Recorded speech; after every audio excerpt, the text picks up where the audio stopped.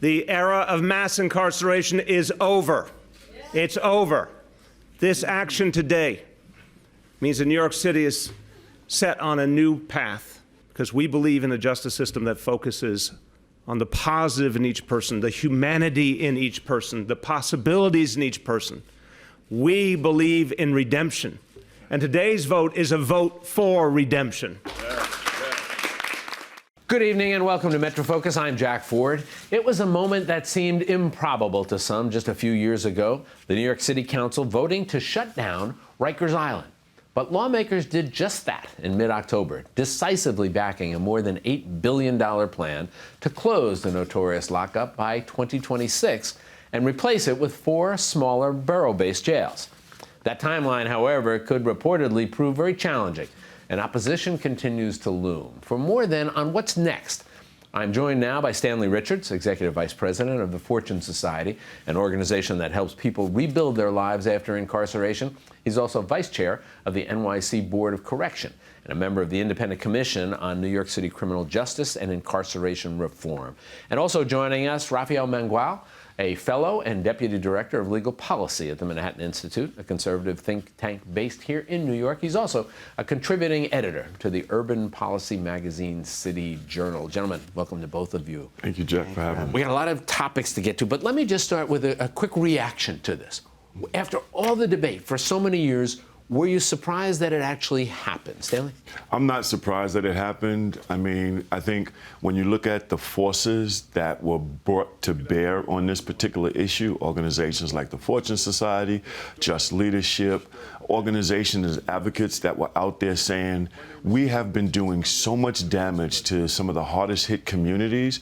The time to end that damage has to be now, and it has to be New York. So this is a day that we have been fighting for. This is a day that we have been waiting for. And this is a day that we take a moment to celebrate this victory, but we have a lot more work to do. Rafael, how about you? Yeah, no, I agree with Stanley. I'm certainly not surprised that this happened. I think there's been a dominant narrative about criminal justice in the United States that's kind of taken hold of cities like New York. And I think it was only a matter of time until that narrative was taken into practice. And unfortunately, I think they've gone too far this time. Well, let's talk about all of that. I'm going to steal a line from Winston Churchill where he said, this is not the end, this is not even the beginning of the end. There's a lot more that's going to take place here. So let's talk about all these considerations and where they take us to. One of the major concerns we've seen articulated by a lot of people across the board has been, all right, what kind of impact is this going to have on safety in the streets of New York? We've heard people say, there were a lot of people in this lockup. We're going to cut it down significantly. So where are the bad guys going to go?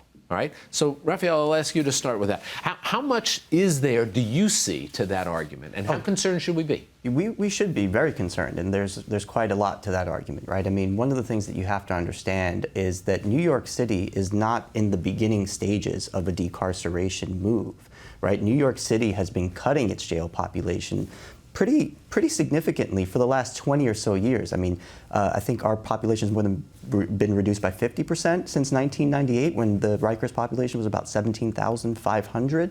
Now, one of the ways that the city's done that is by diverting so-called nonviolent and lower-level offenders, which in some cases has been laudable. But what that has meant is that for the last few years, the population that's remained on Rikers Island and in city jails has actually been a population of very serious offenders and very violent offenders, right? This is something that we've seen through the jail violence numbers, which have gone through the roof. Violence within the jails. Violence within the jails, which have gone through the roof since about 2014, when the mayor led an initiative to take punitive segregation or solitary confinement off the table, right? So we have an example of what some of these folks are going to do when they're given an environment with less restrictions. And I'm not sure why the city's so confident that by giving them ultimate freedom, that they're not going to treat that freedom irresponsibly, and that's not going to result in a crime increase, particularly since the city's explanation or excuse for the violence uptick has been consistently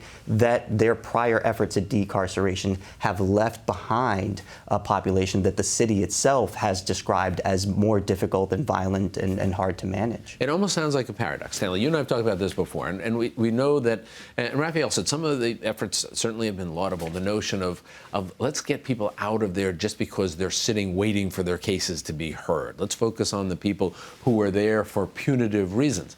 So this is a very emotional argument that you hear from people saying, if they're going to be released, and we're talking about the ones who are violent criminals, how is that not going to result in less safety on the streets? What do you think? Because that's not true, Jack.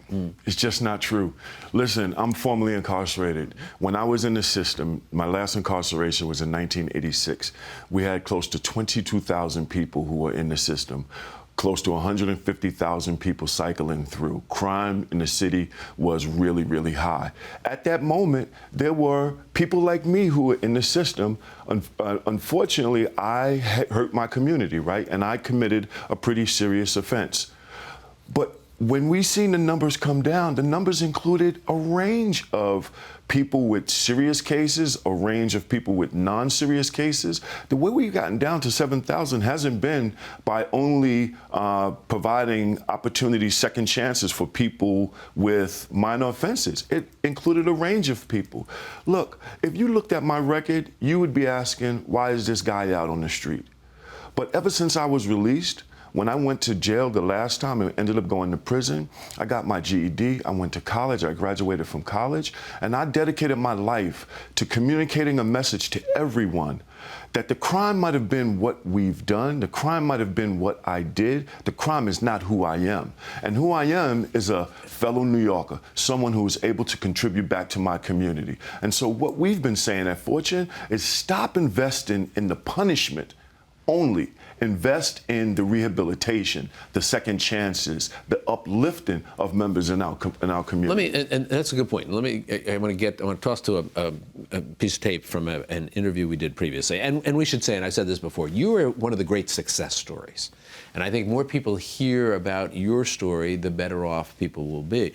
But we do know, and we know that. But one of the concerns, I think, is people might not appreciate that. Let me toss for a second. I want to take a look at a comment that we saw by a person who was opposed in many ways to this notion in this program. Take a quick look. Those of us in the communities who oppose the plan as it's currently conceived have been labeled or are concerned about being labeled as against criminal justice reform. We are not.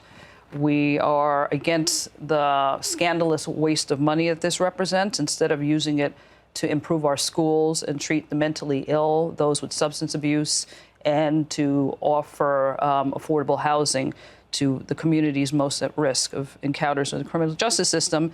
What we're hearing from her is, and you guys sort of touched on this, there's a lot of money that's being spent to close this down and to build new facilities. Shouldn't we be taking a significant portion of that money and try to invest in keeping people from getting into the justice system in the first place? Raphael, you first, and then Stanley, I'll pick you up. I mean, look, absolutely. There are certainly things that we can do with this money that are probably better uses of it, right? There are also things that we can do to improve the system and the problems with Rikers, and there are problems with that money without shutting down the entire island and going to a borough-based system. And, you know, especially a system that's going to have half the capacity, that it has today. And I just wanted to talk very quickly about something that Stanley mentioned just earlier. You know, the second chance argument is certainly a fair one, and people do deserve second chances. But one of the things to keep in mind is that most of the people in Rikers Island on a given day have had and blown their second chance, right? On average, historically, 75% of the average daily population in Rikers Island has been there before. This is not their first rodeo, right? And we see that nationally, about 36% of violent felons have committed their offenses while they were either on probation, parole, or had a pending case. A lot of the violent crime in the United States has always been driven by people who already had their second chance. But if We the see second chance, and I want to speak to Go ahead, this, yeah. if the second chance for people is go back and swim with the sharks and let's see how you survive, that's not a second chance. And what we've been talking about at Fortune Society is let's really do an investment. Like the lady said on the interview, look, we ought to be investing in our schools, we ought to be investing in our communities.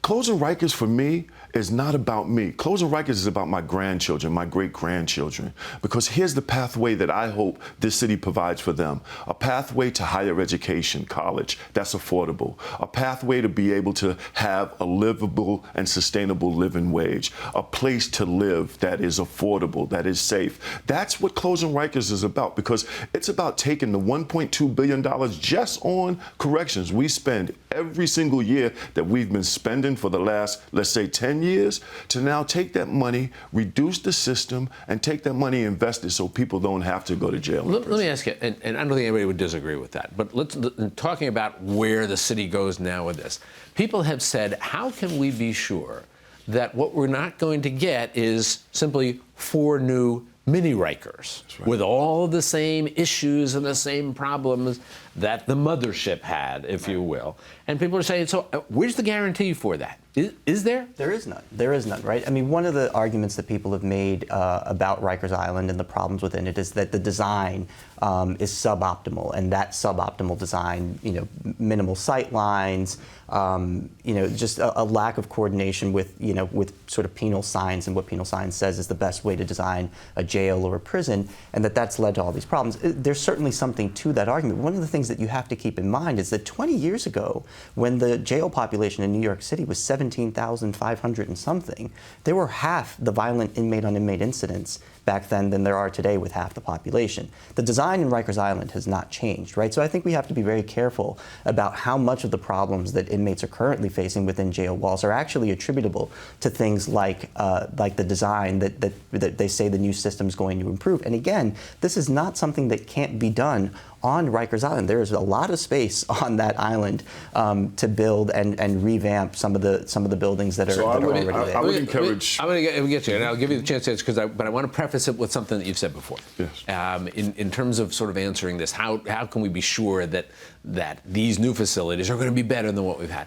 And I was struck one time by your comment saying the way Rikers is set up, it immediately sends a message to anybody who's incarcerated there, to an administrator, to a corrections officer, in your words, that you don't matter. That's exactly How right. are you, somebody who's lived this, are you at all confident that if these new facilities are constructed, among other things, that they'll be able to make people feel that they do matter, and hopefully you won't see this inmate-on-inmate violence and continued recidivism? Well, we won't get there by design only. Let me just start by saying that. Design is a piece of the situation. The other piece of it is around culture change. And as the mayor and the city council speaker, Corey Johnson, put out there the plan to do investments, in that plan requires investments in officer training, requires investments in officer new facility so that they're training for 21st century corrections. The other thing is that for advocates, we are not leaving this issue alone. We have not won the victory to close Rikers Island and walking away. We are going to hold the city council, and corrections accountable to ensure that we have the smallest footprint that we possibly could have and maintain the safest city that we can maintain, and that the culture of corrections is fundamentally changed. So it's more than just the facility. The design of the facility is going to communicate a message to the officers and to those detained there, but not alone. Well, I got to tell you, I mentioned in the beginning, this is just the beginning of a long conversation here. And what I appreciate from the two of you, it's a very thoughtful conversation. You can look at different aspects of this and help illuminate it for us. So my hope is we can get you back again sometime soon, because as this is going to continue, there'll be a lot for us to talk about. So Stanley, Raphael, thank you both. Thank you. Thank you.